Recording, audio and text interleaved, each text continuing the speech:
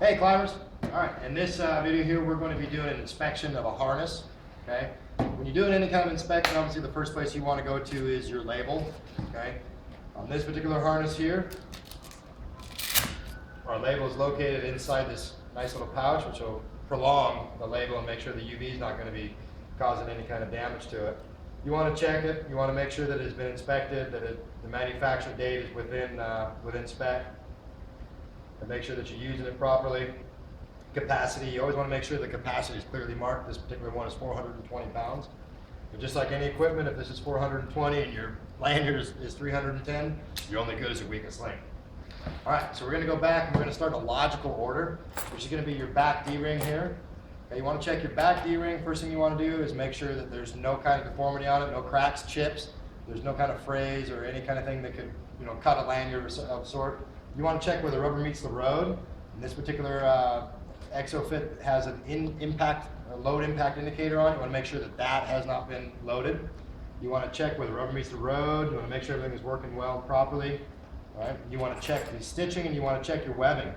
Always be always be very diligent when you're looking at the stitching. You have the contrasting colors, so you want to look at it as you come down, especially paying special attention to the sides.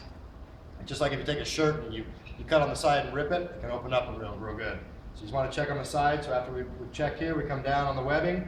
We're going to come down to this point here. You'll see that it's kind of rolled up and it's got one single stitch that comes across it. This is also another load impact indicator. Each one of these stitch lines here takes about 400 and so pounds, 450 pounds for it to pop open. So you're checking that, making sure that those haven't been impacted. You're going to come down here to the next stitch block, and you're going to check every single stitch block on this entire belt. I'm not going to go through every single one of them, but you check all your stitch blocks, okay? Knowing the contrasting colors are there. You're going to check all the way down on this particular belt. You're going to check all the way around it. You're going to flip around to the front.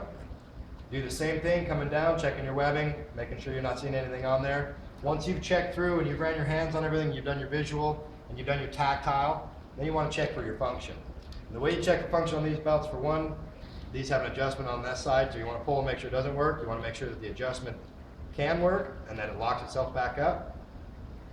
Okay?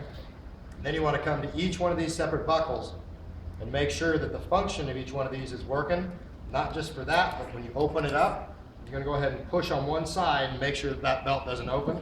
And then you want to push on the other side and make sure that it doesn't open on each one of these buckles that the belt has.